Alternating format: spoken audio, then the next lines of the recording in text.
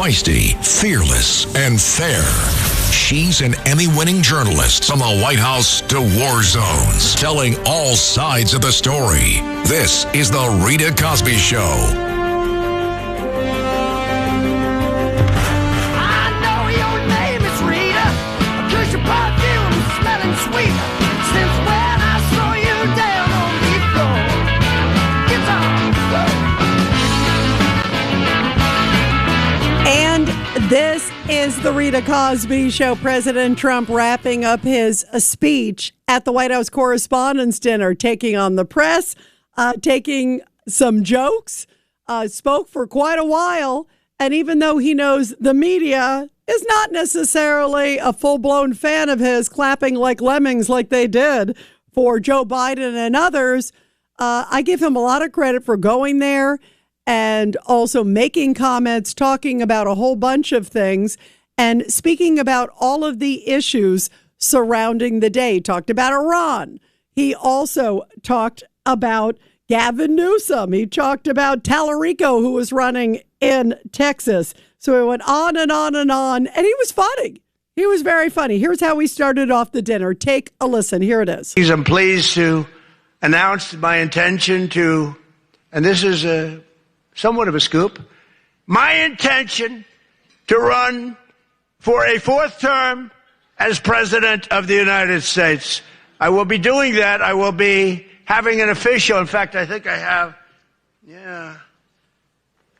I won 3 times.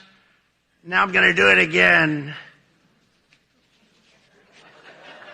Thank you. I'm going to do it. Should be easy. I'm getting very good at running for president. No, I won 3 times, did very well the second time, by the way. It's a rigged election, but we don't have to talk about it. And President Trump also said, there's a number of people who should be here, and he brought up Gavin Newsom. And it's traditional that at least 1 or 2 potential presidential hopefuls attend the Correspondents' Dinner, but many of them seem to have really chickened out. I was disappointed that Gavin Newsom didn't show up. He didn't show up. He should be here. But I heard that he recently said that we will lose our country if we don't fight fire with fire. And to be fair, there's only one thing we know about Gavin, and that's that he definitely doesn't want to fight fire with water. He's got a lot of water and never uses. What a disaster. That should have never happened. Of course, he's talking about the wildfires. And President Trump talked about Iran. He talked about a whole bunch of stuff. So how did he do?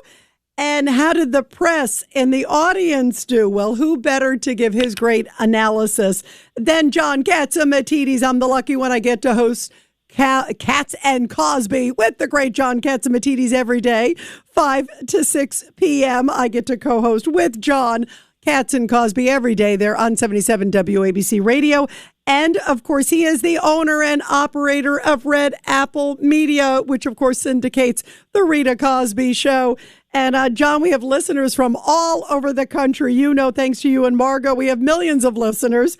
What was your take? Because you know President Trump well, and you and I have both been at a lot of these dinners, like the White House Correspondents' Dinner. What did you think tonight?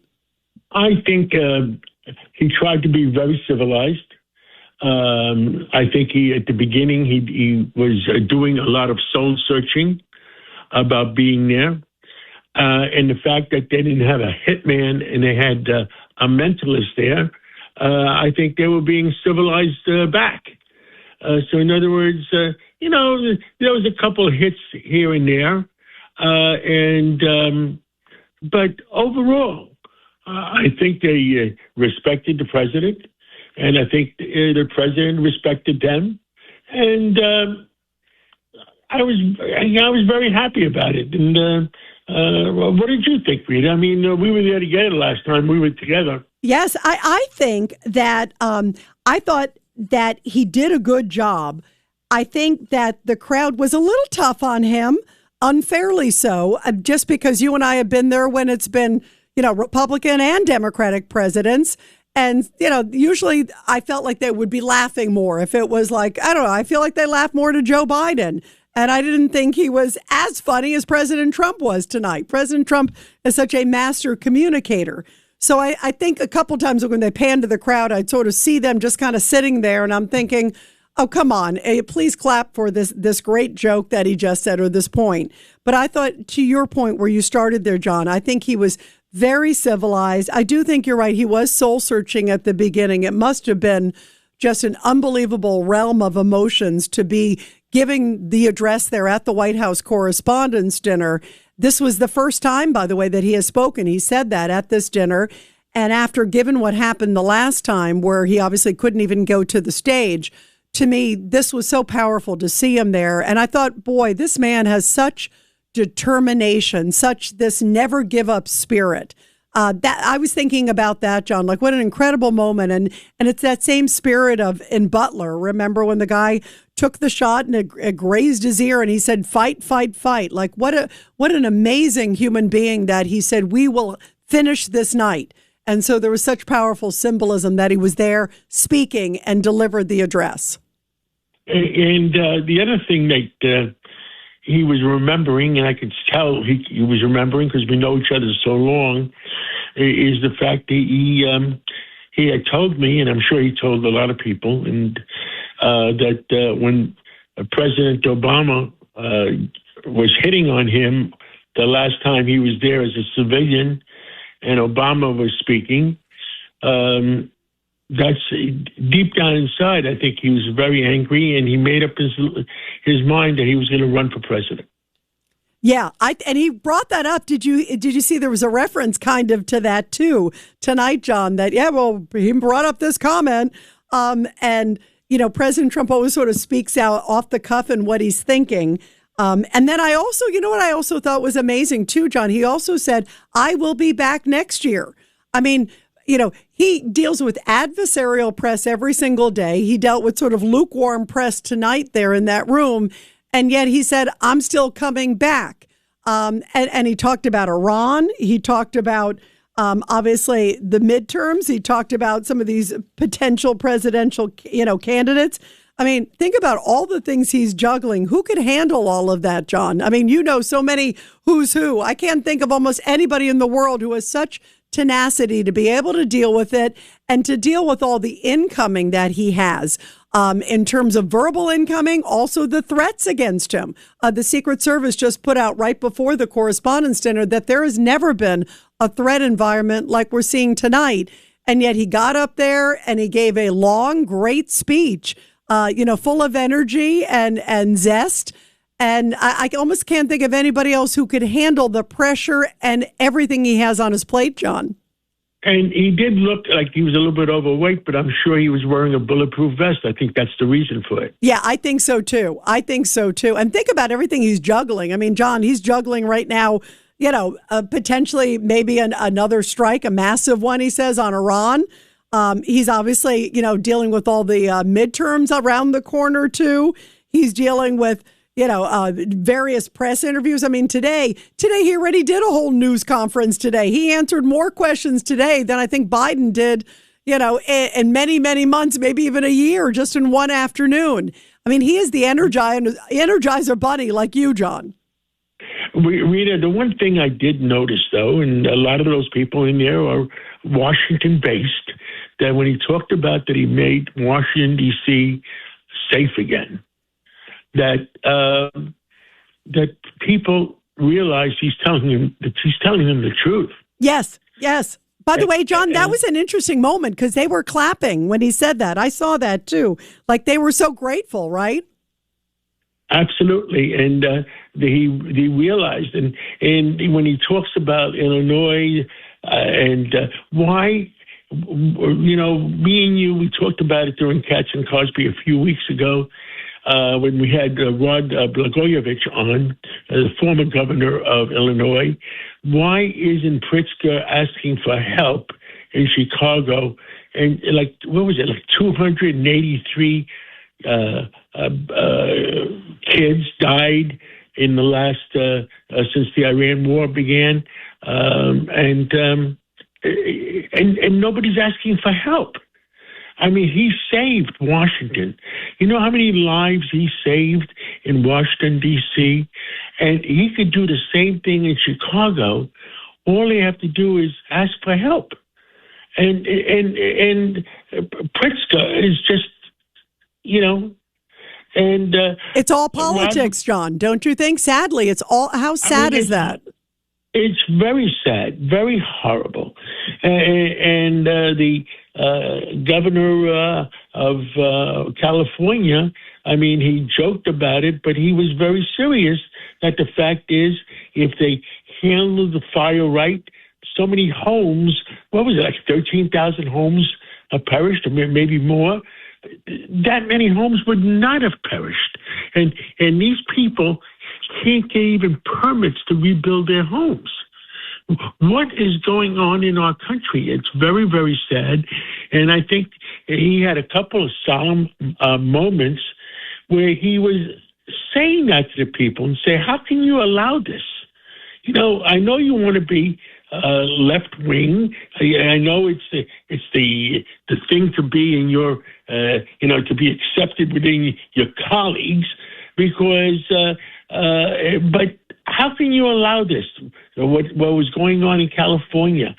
How can you allow this? What's going on in Illinois? I mean, he cleaned up New Orleans. He cleaned up Washington, D.C. He sent people to Memphis that was in a very bad shape. And making America, the American people have the right to feel safe in their own communities. And that's what he's doing. And I think he was just trying to point it out.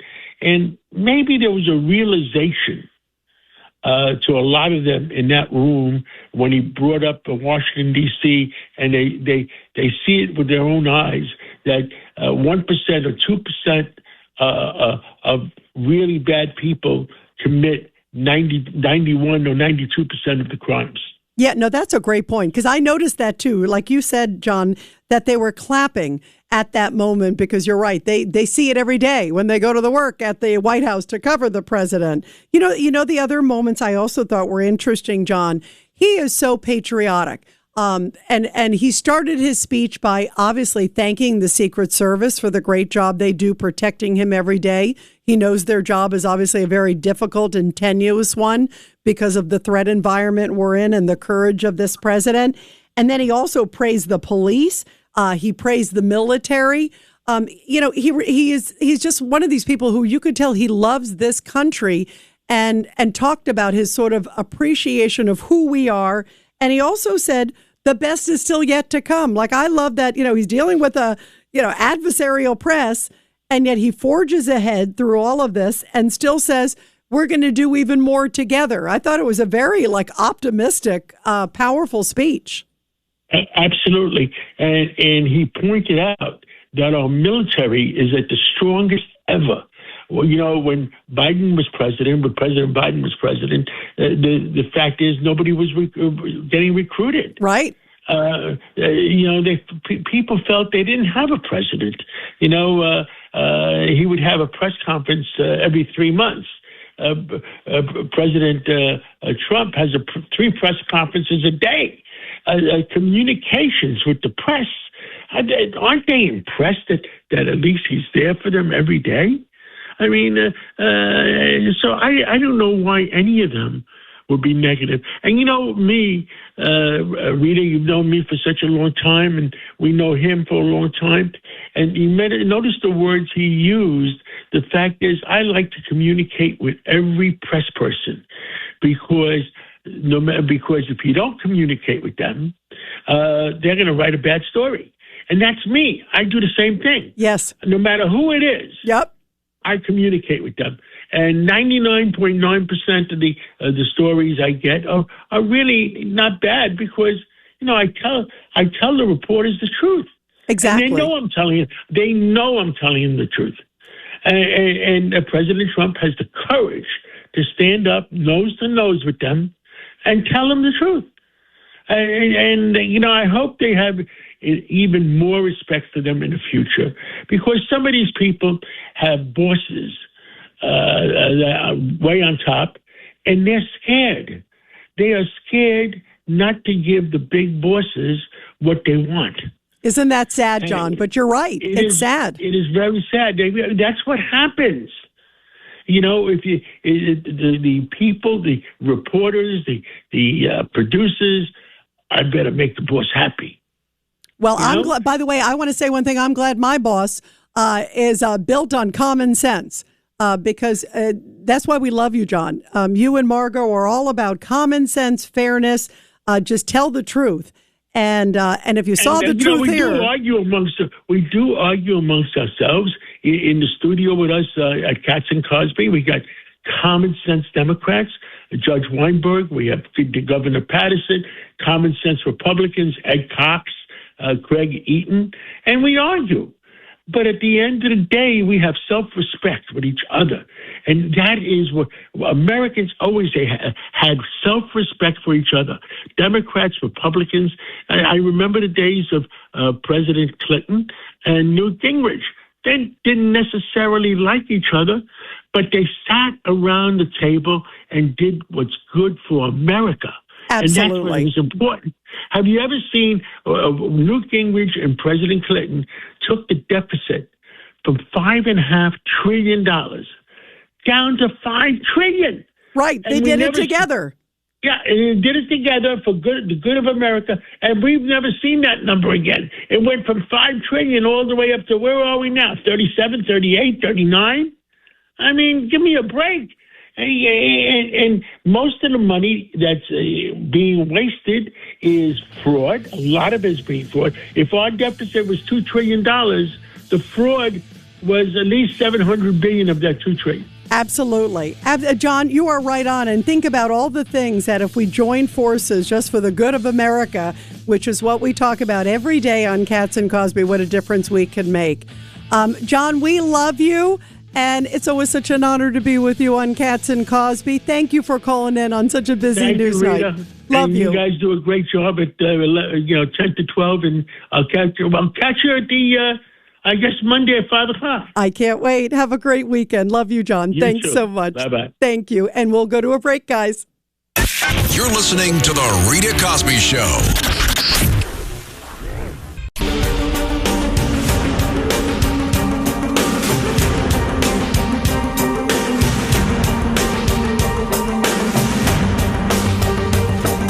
This is The Rita Cosby Show.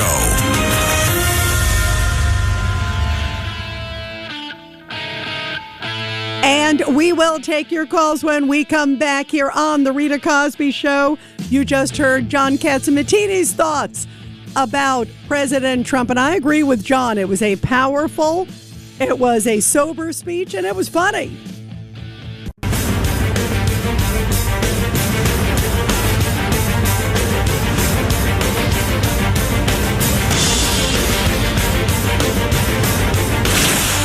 Rita Cosby is on.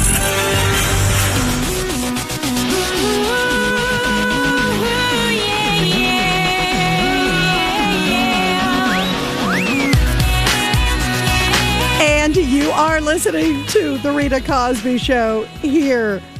And boy, there is a lot of details coming out of President Trump's speech and a lot of reaction to it. I thought, as we were just talking with John Catsimatidis, I thought he was very civilized. I mean, there's a crowd that has not been very welcoming to that president. And even tonight, even when he brought some good jokes or some good points that kind of panned to the crowd and the crowd was like, oh, you could just tell that this media has Trump derangement syndrome, at least the Washington press corps.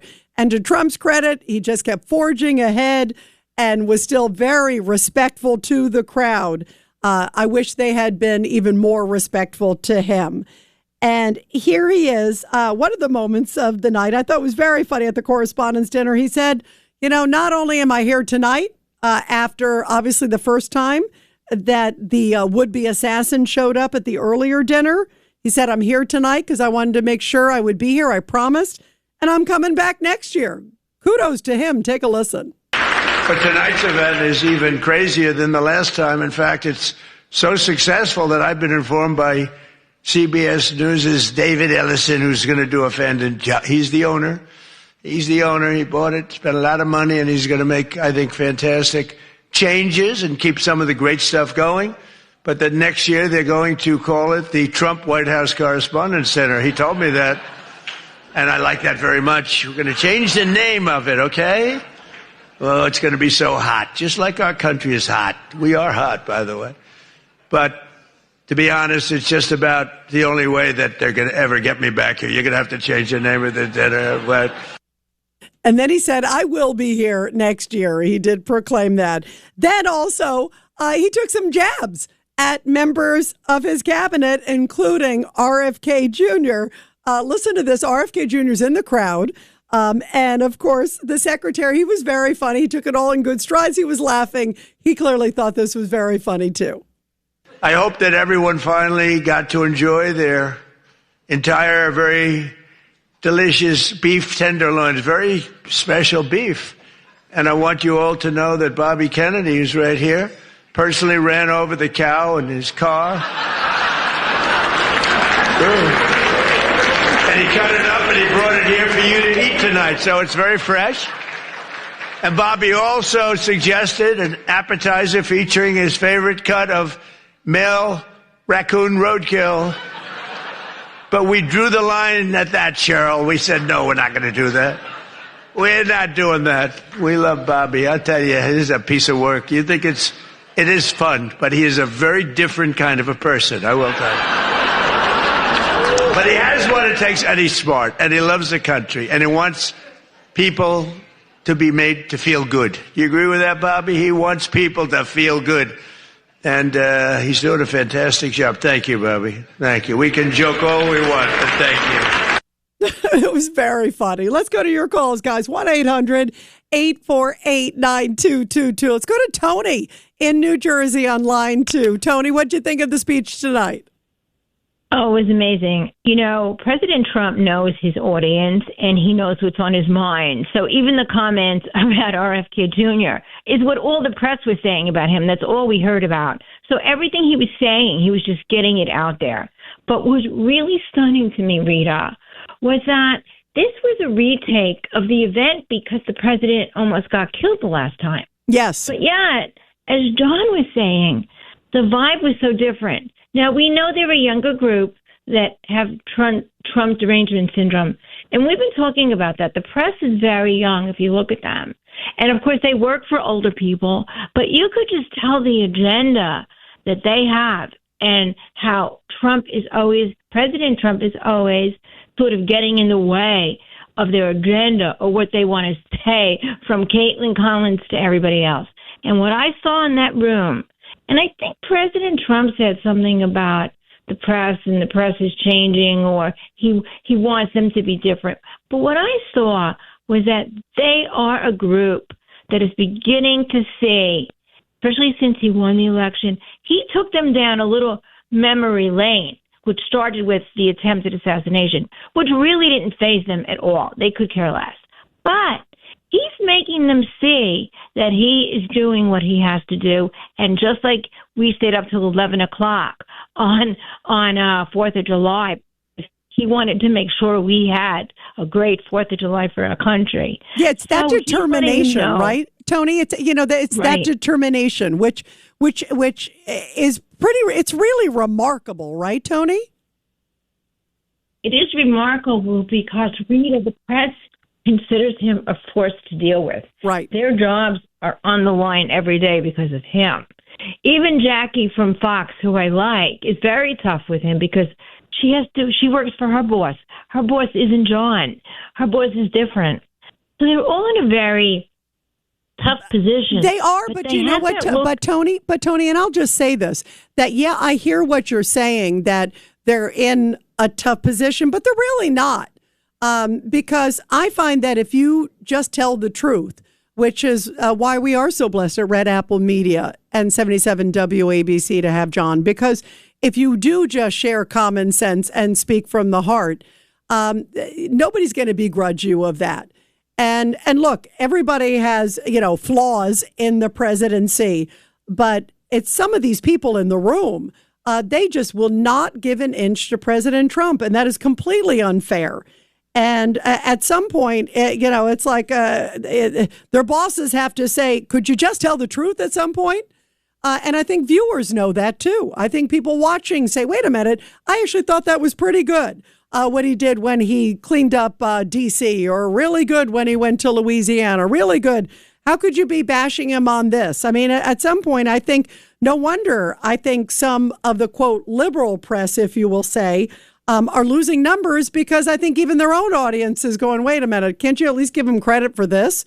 I have no problem with being tough on a president. I've asked tough questions of Republicans and Democratic presidents, but I've also asked very fair questions, and I always treat the office with respect. And that needs to happen more to President Trump.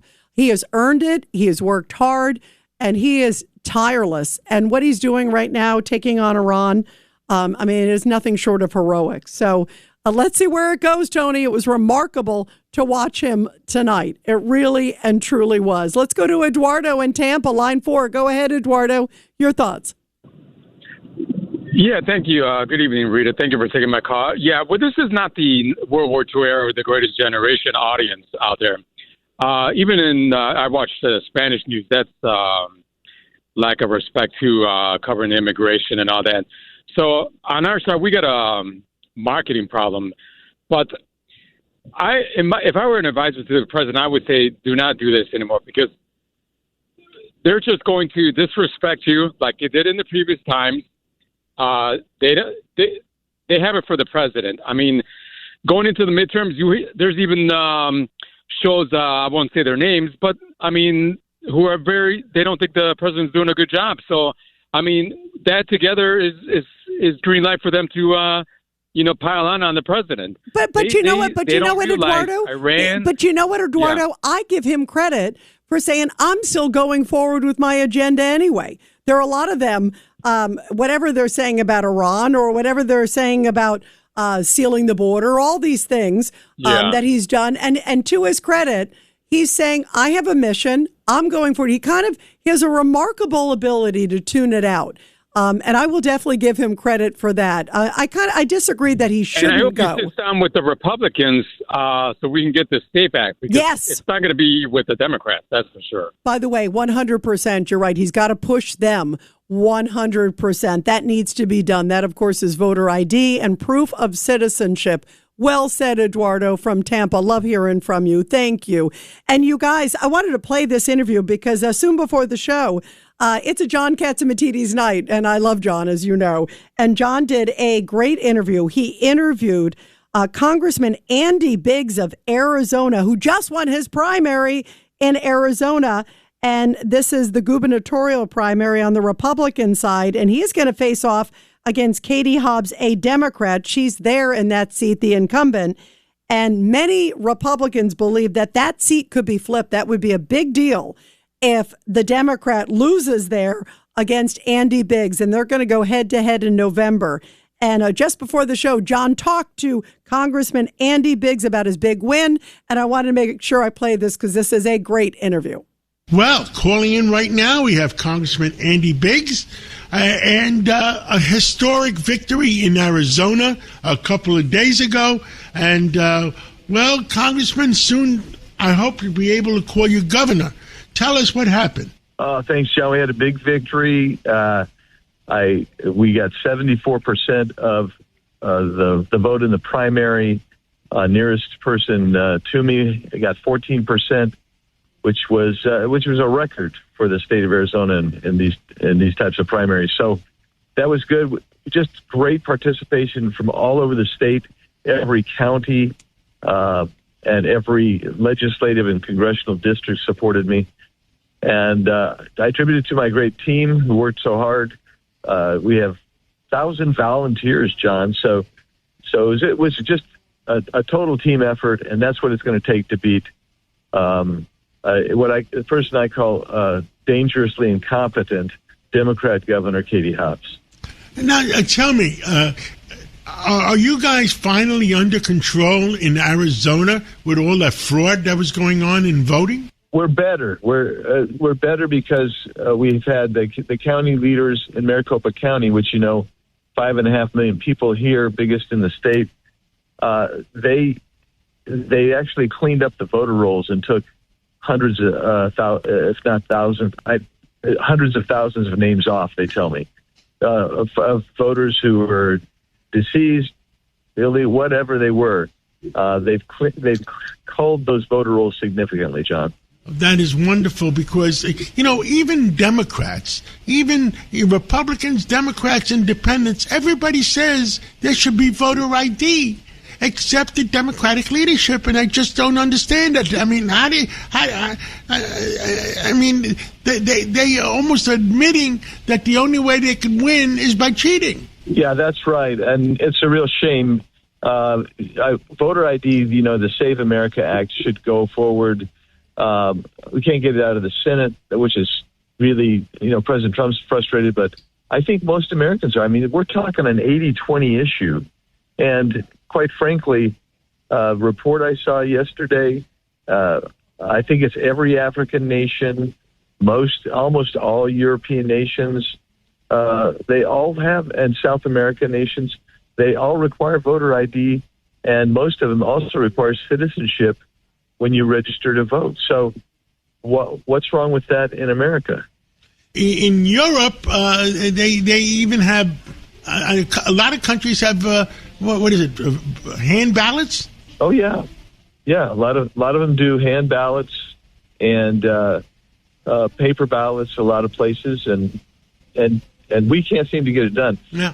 But and in Australia, they fine you if you don't go vote. Is it Australia or New Zealand? One of those two. Yeah, there's some states that have compulsory voting. Yeah. You have to get out and vote. So for us, I mean, the voter turnout, let's just be honest, that in Arizona, for instance, the voter turnout will be very light because you don't have a president on the ballot. You don't have a U.S. senator on the ballot. So the top of your ticket is a member of Congress, and those don't usually inspire things because most of them, as you know, most of them are uncontested. So we've got 2 contested races here, and so they'll drive some turnout. But it's the governor's race that's going to drive turnout, and we've got to take it at the top and take it all the way down the ticket, as you know, to drive this turnout, get people to come out. Well, Congressman Andy Biggs, soon to be called governor, we hope, and we're going to work very hard for you. Thank you so much for coming on a Friday night, and we'll talk again on Sunday. Thank you so much. Yeah, thanks, John. BiggsForArizona.com, BiggsForArizona.com. BiggsForArizona.com. Thank you so much. And Andy Biggs is such a great guy. We wish him so much luck in that very pivotal race. And we'll, of course, keep you posted on that. And you guys, after the break, we're going to take your calls.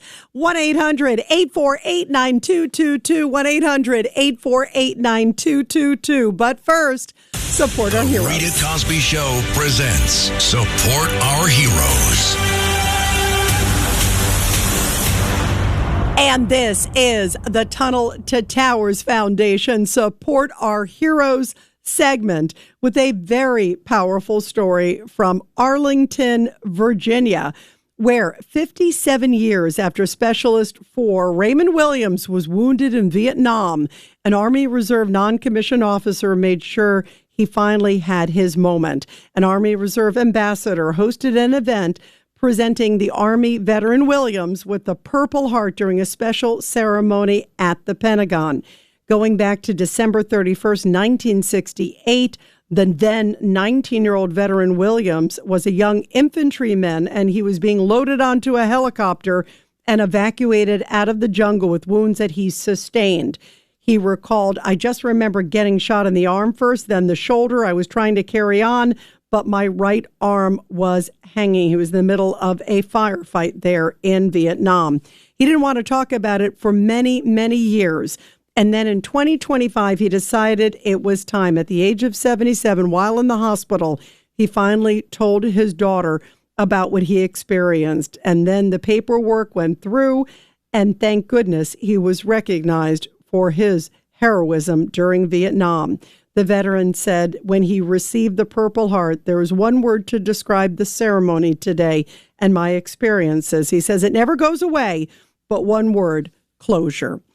And, of course, to all of our great Vietnam veterans, we love you and appreciate you so much here on The Rita Cosby Show. Welcome home. And everybody, help America to never, ever forget All you have to do to make an incredible difference to help our great heroes is donate $11 a month to the incredible Tunnel to Towers Foundation. They are the best out there. Be sure to check them out at T2T.org. That's T, the number 2, T.org. And we'll be right back. You're listening to The Rita Cosby Show. Born on America's darkest day of September 11th, the Tunnel to Towers Foundation has helped America's heroes ever since. Heroes like United States Army Sergeant William Bernard McKenna, who enlisted after 9/11 and served 2 tours in Iraq. Exposed to burn pits, McKenna later died from T-cell lymphoma, leaving his wife Dina and 2 daughters. Tunnel to Towers honored Sergeant McKenna by paying off the family's mortgage in honor of his sacrifices. Donate $11 monthly and amplify your impact with a car or land donation. Go to T2T.org today. Listen to this podcast now on the Red Apple Podcast Network. The Leadership Thread with Dr. Peggy Polonis. John Catsimatidis, what do you remember from your childhood about your father or your mother? They were dedicated to their child, but she was dedicated. Dedicated to my father and my mother, both dedicated. And I learned that for the way I treat my family. Download all of Red Apple Media's podcasts right now through your favorite podcast platform.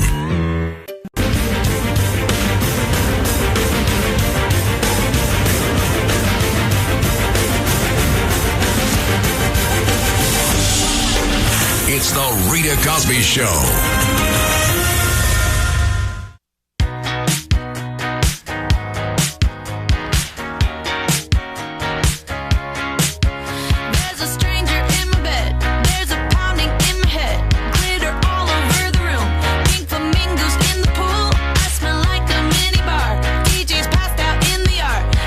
Well, President Trump made it through a very powerful and interesting speech. There's no doubt about that before the White House Correspondents Dinner, and even said, I'm going to come back next year.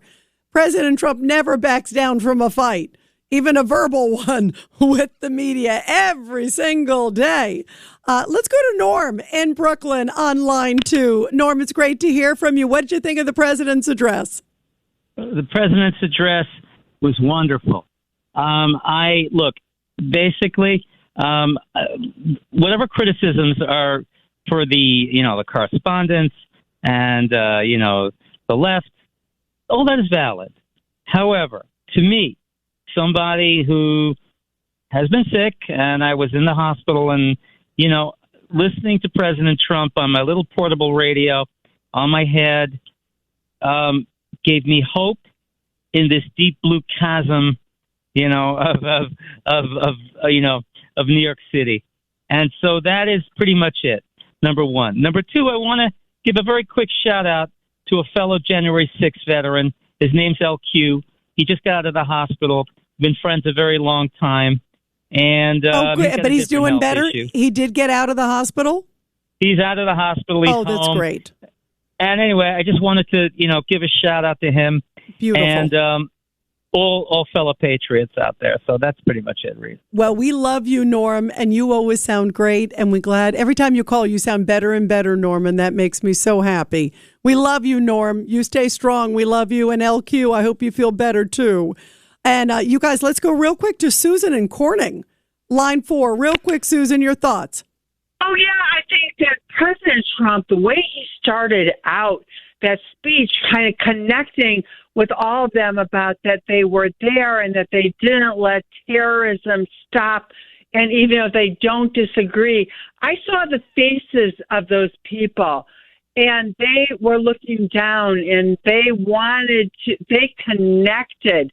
They were like, wow. And then, he did go into his, with the hat and he gave it back to them. I love that too. And I love the fact you brought it up. I love the hat. Susan, I thought that was such a classic. He puts on the hat, and of course it says Trump 2028. Jibbing them and jabbing them. And how could you help? You got to laugh. It was funny. He was clever. Have a great weekend.